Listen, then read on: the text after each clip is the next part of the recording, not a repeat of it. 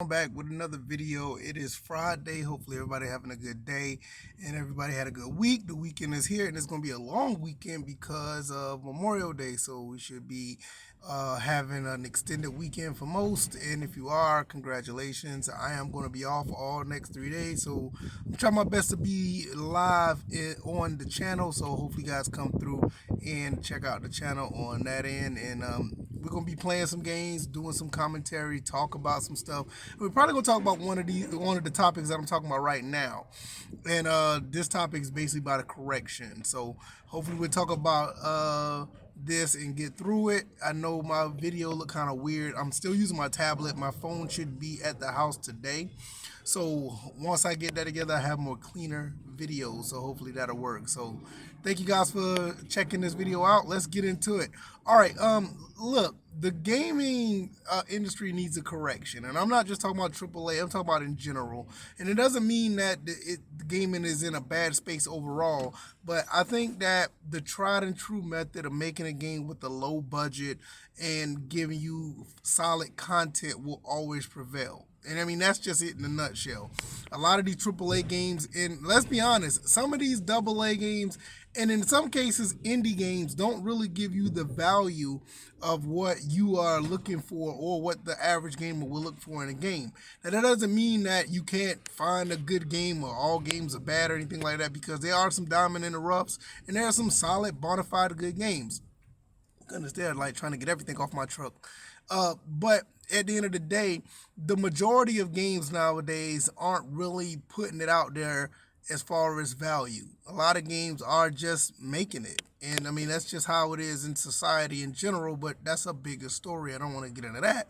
But a lot of these games are just getting by, and a lot of us are just, actually enjoying for what it is. So, for the most part, the gaming is very enjoyable, but I think there is a lot to say that when you can lower your budget, be a little bit more creative, and come out with a very solid and unique game.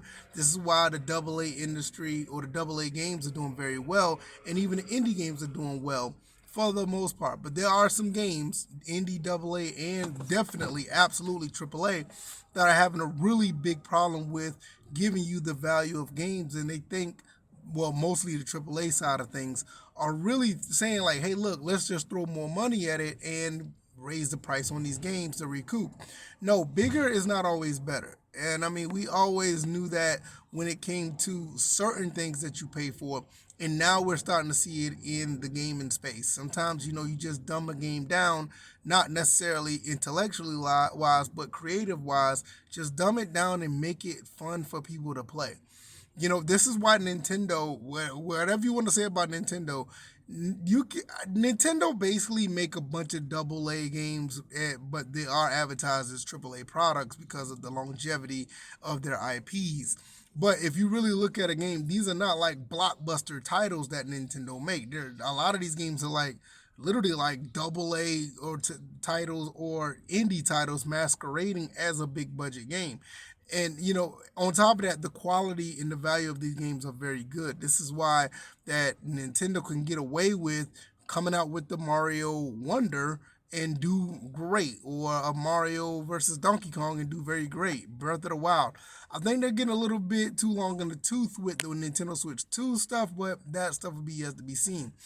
I just don't think that at this point you're not going to get too many games that are around that $70, $80 price point actually being a banger of a sale, and they're making a lot of money off of the price tag. I just don't see that. You see a game like Doom, which really, to be honest, Doom is one of those games that really would be a game for. It's kind of like a throwback from like 5 to 10 years ago, where it's a solid single player game, and that game does very well with the content. Now I don't know, man. That type of game should be selling like gangbusters, but I wonder if it's because of the $70 price tag, because everybody wants a great single player experience, but the number's not showing that.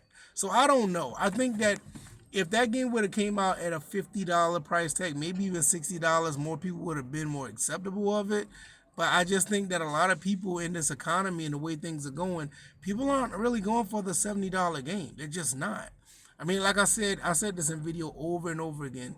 Outside of the, the 2Ks, the Maddens, Call of Duty, Battlefields of the world, and even like Grand Theft Auto don't come out every year, but those type of games will sell at $70 and $80 because they don't really make their money off of the price or the sale of the game. Every single one of those games, they've been making money off of the extra stuff you buy in the game. This is why one game that's $70, in some instances, on average, that may be like a $400 to $500 sale because people buy shark cards, people buy my team, people play ultimate team, people play all these other extra stuff in the game to get skins or whatever, and they're basically are not worrying about the sale of let's say a couple of million units sold, because out of those couple million units sold, maybe 20,000 of those sold, they're going to make a lot of money with the extra microtransactions. So they can get away with that. A game like Doom can't. Game like Borderlands, I don't see it doing that. Mario, they're just getting away with that with the Marios and the Nintendos of the world because those IPs just sell. But like I said, you're really going to see how Nintendo fares when you get a Mario Kart World at $80. I don't think the Breath of the Wild or the Tears of the Kingdom, I think is one of those that are going up for $80 with no DLC. I don't think that's going to do very well. I mean, but those are Nintendo fans. Who's to say? But like I said, at the end of the day, you just need a correction. This gaming industry absolutely needs a direction, yeah, and a correction, because now you have where a lot of these games aren't going to swim. A lot of these games are going to sink, and you're going to probably start seeing like the $50, $60 game probably come back into effect within a couple of years. Yeah, it's going to take some time. Everybody is going to be an even flow of this, where you're going to see, hey, look, the next Call of Duty sold at $80, and oh look, the next Madden and 2K sold for this, so we can keep doing this. Probably around about 2027, you're probably going to see where, hey, this may not be a good idea, or they may even try to put it back on display when the next console comes out, whether it be the PlayStation 6 or the next Xbox. They may try to pull off those 67, well, those 70, $80 games. But I'll tell you one thing for certain: it's not going to fly on PC.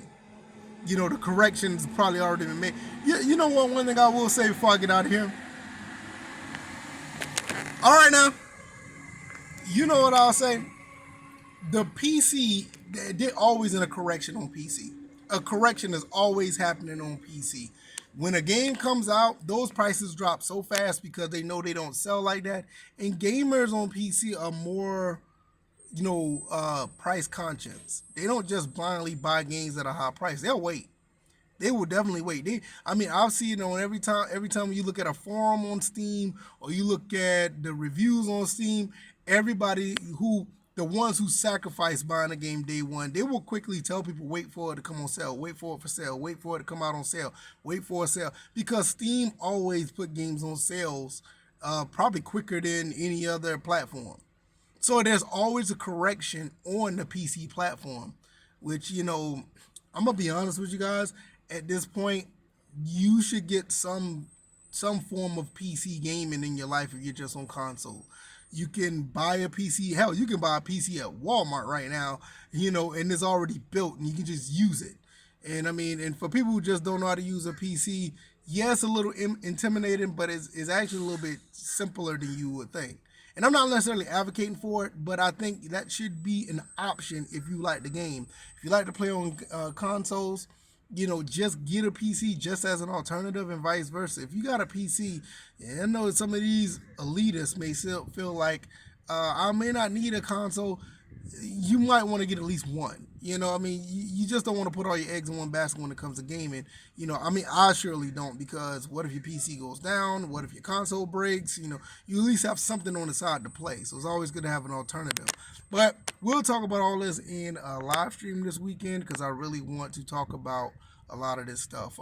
I think there's seriously in time for a correction. A lot of these games just aren't selling at the price point. And just like anything, whether it be any type of sales, stocks, bonds, I ain't gonna say bonds, but at least stocks, crypto, whatever you buy in the store, if the price is priced too high, it will go down at some point. And I think gaming needs to make that happen. Or you just never know what might happen. But I'm gonna get out of here. Hopefully you guys enjoyed this video. Let me know what y'all think. I'm gonna get up out of here. See y'all on the live stream. All right, y'all. I'm out. Peace.